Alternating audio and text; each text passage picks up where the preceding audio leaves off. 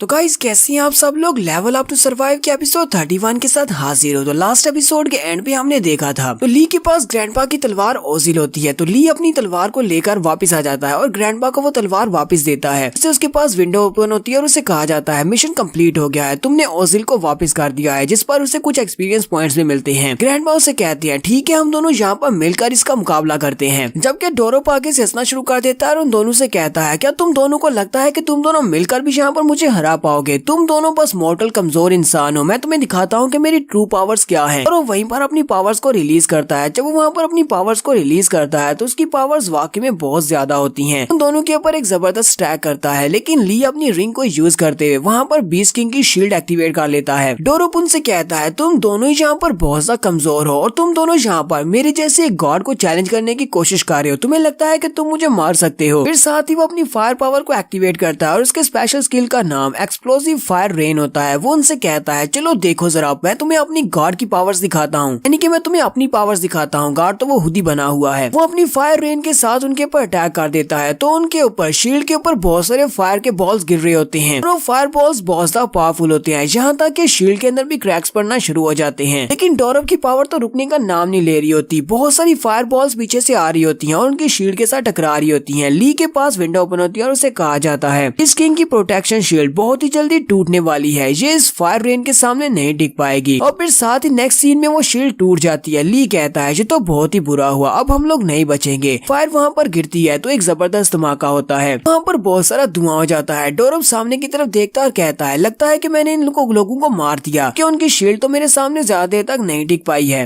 डोरोप कहता है मुझे लगता है कि उबारे भी साथ ही मर गया है, अब तक तो उसकी हड्डियों का भी चूरा बन गया होगा। लेकिन साथ ही डोरोप ये देखकर बहुत सा हैरान हो जाता है क्योंकि वहाँ पर एक बहुत ही पावरफुल शील्ड होती है। ग्रैंडपा उबारे और उसके साथ साथ ली वो दोनों ही उस शील्ड के अंदर कवर होते हैं। ग्रैंडपा उबारे और ली वो दोनों भी ये देखकर बहुत ज्यादा हैरान होते हैं क्योंकि वो शील्ड यहाँ पर किसी और ने नहीं बल्कि लूका ने बनाई होती है। लूका वहाँ पर अपनी शील्ड को एक्टिवेट करके खड़ी होती है। बहुत ही गुस्से के साथ वो डोरोप की तरफ देख रही होती है क्योंकि डोरोप उसके पापा के ऊपर अटैक कर रहा था। डोरोप भी ये देखकर बहुत ज्यादा हैरान होता है और कहता है ऐसा कैसे हो सकता है, इस छोटी सी बच्ची के पास इतनी पावरफुल प्रोटेक्शन शील्ड कैसे हो सकती है कि जो कि मेरी फायर रेन को भी रोक सकती है। यहीं पर विंडो ओपन होती है और कहा जाता है जालुका की बैटल स्पिरिट एक्टिवेट हो चुकी है। इसके स्पेशल स्किल का नाम एजिस शील्ड है जो कि बहुत ज्यादा पावरफुल है। ली लुका से कहता है लुका क्या तुम ठीक हो? लुका उसे कहती है पापा या लुका, और साथ ही वहीं पर फेंट होकर वो गिर जाती है क्योंकि अपनी पावर को यूज करने के बाद वो बेहोश हो चुकी है। सिर्फ है तो एक छोटी सी बच्ची, इसी वजह से पावर यूज करने पर वो नीचे गिर आती है। तो ली अपने हाथों को आगे करता है और उसे कैच कर लेता है और कहता है तुमने बहुत ही अच्छा काम किया, अब पापा को बाकी सब कुछ संभालने दो। ली कहता है यहाँ पर मेरी बीस्ट किंग की शील्ड भी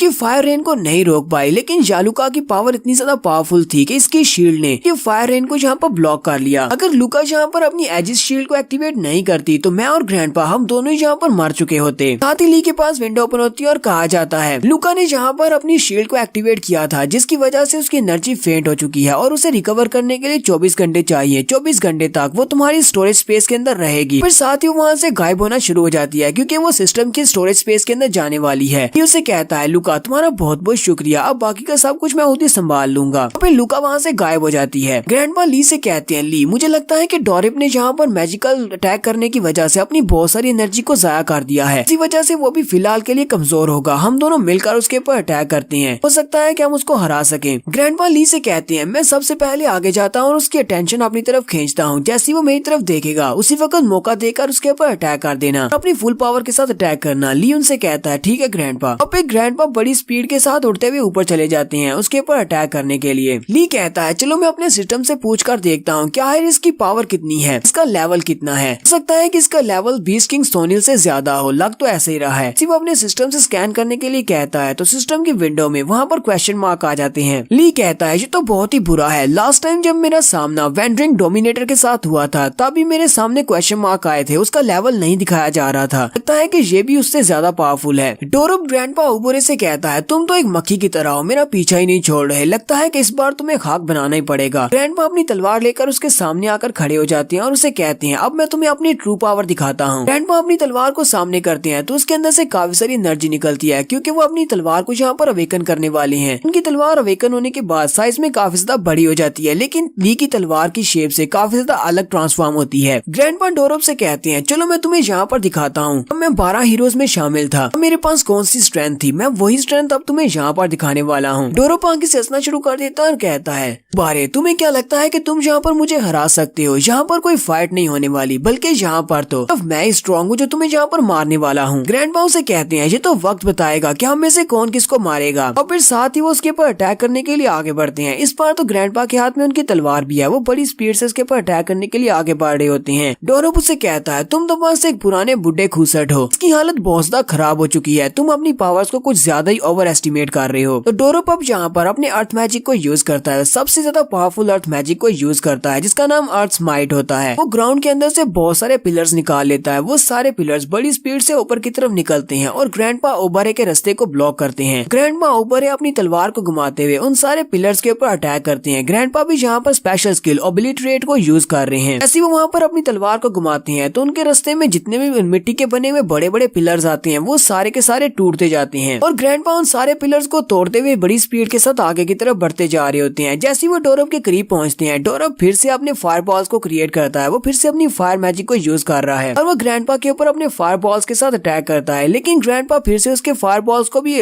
डॉज खा लेते हैं और बड़ी स्पीड से आगे बढ़ते हैं। अब वहीं पर रास्ते में वाटर स्पिरिट और फायर स्पिरिट दोनों होती हैं जो कि उसका रास्ता रोकती हैं, लेकिन ग्रैंडपा अपनी तलवार को घुमाते हुए उन दोनों को वहीं पर डिस्ट्रॉय कर देते हैं और उनका डिस्टेंस डोरप से काफी ज्यादा करीब होता जाता है। डोरप ने अपने इर्द गिर्द काफी सारे छोटे छोटे फायर बॉल्स बनाए होते हैं जो कि नाइलेशन के लिए हैं। डोरप ग्रैंडपा से कहता है, उबारे तुम्हें अपनी स्ट्रेंथ को बचाना होगा, तुम चाहे कुछ भी कर लो तुम मेरे तक नहीं पहुंच पाओगे, कि मेरे तक पहुंचने के लिए तुम्हें बहुत सारी लेयर्स से निबड़ना पड़ेगा। डोरप अभी वहाँ पर ग्रैंडपा की तरफ भी देख रहा होता है कि साइड से ली निकलता है। ली अपनी बर्स्ट स्लैश को यूज करते हुए बड़ी स्पीड के साथ वहाँ पर पहुंचता है और उसके मुंह पर एक जबरदस्त पंच मारता है। ली का पंच बहुत ज्यादा पावरफुल होता है जिसकी वजह से डोरप के पीछे की तरफ गिरने के बाद ग्रैंडपा अपनी तलवार को यूज करते हुए उसके ऊपर अटैक करने के लिए आगे बढ़ते हैं। ग्रैंडपा उसे कहते हैं, तुम बहुत बड़े कमीने हो, तुमने अपनी सोल को डीमंस को बेच दिया ताकि तुम्हें पावर मिल सके, लेकिन इतनी ज्यादा पावर हासिल करने का क्या फायदा जबकि तुम सिर्फ एक मैजिशियन हो और मैजिशियंस के पास बहुत ही वीक डिफेंस होता है। वो अपनी तलवार को घुमाते हुए उसके ऊपर बहुत सारी स्लैशेस लगाते हैं। ग्रैंडपा उसे कहते हैं, हाँ ये बात ठीक है कि मैं बुढ़ा हो चुका हूँ और मैं अपनी पीक पर नहीं हूँ, लेकिन मुझे लगता है कि अपने इस अटैक के साथ मैं तुम्हें मार सकता हूँ। साथ ही वो अपनी तलवार का सबसे ज्यादा पावरफुल मूव उसके ऊपर यूज करते हैं। डोरप ऊपर से ग्राउंड के ऊपर धड़ाम करके गिरता है और एक जबरदस्त धमाका होता है, वहाँ से बहुत सारी एनर्जी निकल रही होती है। ग्रैंडपा ली से कहते हैं, सब कुछ खत्म हो गया है, हमने इसको मार दिया। फिर वो दोनों भी वहाँ पर नीचे उतर आते हैं। ली ग्रैंडपा की तरफ देखता और कहता है, ग्रैंडपा ओबरे की पावर्स तो काफी ज्यादा हैं। इस दुनिया के जो 12 हीरोज हैं उन हीरोज की पावर इतनी ज्यादा है, आज मुझे पता चला। ली कहता है, ग्रैंडपा ने यहाँ पर जो अपना लास्ट अटैक किया है वो डोरप के अटैक से जरा भी कम नहीं था, हो सकता है कि वो डोरप के अटैक से ज्यादा पावरफुल हो। ग्रैंडपा ली के पास आते हैं और उसे कहते हैं, ली भी बहुत सारी जगहों पर बैरियर टूटा हुआ है, हमें उस बैरियर को जाकर रिपेयर करना है। बहुत सारे मॉन्स्टर्स ऐसे हैं जो गांव में खुले घूम रहे हैं, हमें उन सभी को भी मारना होगा। तो हम दोनों यहाँ पर अलग अलग हो जाते हैं। ग्रैंडपा उसे कहते हैं, तुम वेस्ट की साइड पर चले जाओ, मैं ईस्ट साइड पर जाता हूँ। मुझे लगता है कि वहाँ पर सामने अभी भी फाइट हो रही है, कुछ मॉन्स्टर्स होंगे। ली उनसे कहता है, ठीक है ग्रैंडपा, मैं वहाँ पर चला जाता हूँ, वहाँ पर सब कुछ संभाल लूंगा। लेकिन साथ ही ली को कुछ अजीब सा महसूस होता है। ली कहता है, मुझे कुछ बहुत ही अजीब सा महसूस हो रहा है, ऐसा जैसे कि मैं किसी चीज को भूल रहा हूँ। फिर साथ ही उसे याद आता है, हाँ मैं एक चीज को भूल रहा हूँ। हालांकि ग्रैंडपा ने कहा कि डोरप मर चुका है, लेकिन मुझे अभी तक सिस्टम की तरफ से कोई भी नोटिफिकेशन नहीं मिला। अगर डोरप यहाँ पर मरा होता तो मुझे नोटिफिकेशन मिल जाता कि डोरप मर चुका है और मेरा मिशन पूरा हो गया है। ग्रैंडपा उसे कहते हैं, ली तुम किस बारे में सोच रहे हो और यहाँ पर क्यों खड़े हो? उसी वक्त ग्रैंडपा की नजर पीछे की तरफ पड़ती है जहाँ पर डोरप गिरा था। डोरप फिर से उठकर खड़ा हो जाता है, इस बार उसकी बॉडी के अंदर से काफी सारी नई एनर्जी निकल रही होती है। डोरप गुस्से के साथ कहता है, मैंने तो ऐसा बिल्कुल भी नहीं सोचा था, ये लड़का यहाँ पर मेरे कंट्रोल को तोड़ देगा और उसके बाद तुम मेरे ऊपर आसानी से अटैक कर पाओगे। साथ ही डोरप हंसते हुए कहता है, कुछ भी हो जाए इस बात से कौन सा फर्क पड़ने वाला है, कि इस वक्त मेरे पास जो पावर है वो तुम जैसे कमजोर इंसानों से बहुत ज्यादा है, तुम लोग इस पावर के बारे में सोच भी नहीं सकते। वो वहाँ पर गॉड की पावर्स को रिलीज करता है तो उसकी बॉडी के ऊपर जितने भी जख्म होते हैं वो फिर से हील हो जाते हैं। ली कहता है, ये तो बहुत ही बुरा है, तो बिल्कुल उस वेंडरिंग डोमिनेटर की तरह है। वेंडरिंग डोमिनेटर भी अपने जख्मों को हील कर सकता था, उसके पास भी गॉड्स की पावर थी। ग्रैंडपा ली से कहते हैं, मुझे लगता है कि मैंने यहाँ पर इसको कुछ ज्यादा ही अंडर एस्टिमेट कर लिया, मेरा अंदाजा बहुत ज्यादा गलत था। इसकी पावर्स किसी डीमन से नहीं आ रही, बल्कि इसकी पावर्स तो गॉड ऑफ अंडरवर्ल्ड हेडिस से आ रही हैं। ली उनकी बात सुनने के बाद हैरान होता है और उनसे पूछता है, हेडिस गॉड ऑफ अंडरवर्ल्ड ये कौन है? ग्रैंडपा से कहते हैं, मुझे वो बंदा आज भी याद है जिसने सैली के पेरेंट्स को मारा था, उसकी पावर्स भी बिल्कुल इसी की पावर्स के जैसी थी। वो भी वहाँ पर अंडरवर्ल्ड के गॉड हेडिस की पावर्स को यूज कर रहा था कि उसने सैली के पेरेंट्स को मारने के बाद वहाँ पर हेडिस का नाम लिया था। उसने सैली के दोनों पेरेंट्स को मार दिया, लेकिन मैं वहाँ पर जख्मी हालत में पड़ा था, लेकिन जाने से पहले उसने कहा था कि इनमें से कोई भी वो बंदा नहीं है। मैं वापस जाकर अपने लॉर्ड हैडिस को इस बारे में कैसे एक्सप्लेन करूंगा। और ग्रैंडपा जो कि वहाँ पर जख्मी हालत में पड़े होते हैं, वो चिल्लाकर उसे कहते हैं, कमीने तुम कहाँ पर जा रहे हो, मैं तुमसे वादा करता हूँ एक दिन मैं तुम्हें ढूंढ निकालूंगा और उसके बाद तुम्हें अपने हाथों से मारूंगा। यहाँ पर जिस बंदे ने सैली के पेरेंट्स को मारा है वो एकोलिस था। एकोलिस ड्रैगन बनने के बाद वहाँ से उड़ जाता है। ग्रैंडपा ली से कहते हैं, इस कमीने एक डॉरब की बॉडी के अंदर से जितनी पावर्स निकल रही हैं, ये बिल्कुल उस बंदे की तरह की हैं। इसके पास भी अंडरवर्ल्ड के गॉड हैडिस की पावर्स हैं। मुझे लगता है कि इस बंदे को हराने के बाद ही हमें पता चल सकता है कि हम लोगों को लाटोनाया डेजर्ट में क्यों ट्रैप किया गया है। यहीं पर हम लोग अपनी एपिसोड 31 का एंड करेंगे। एपिसोड की एक्सप्लेनेशन अच्छी लगी हो तो कमेंट करके जरूर बताइएगा। चैनल को सब्सक्राइब कर दें, वीडियो को लाइक और शेयर कर दें। शुक्रिया।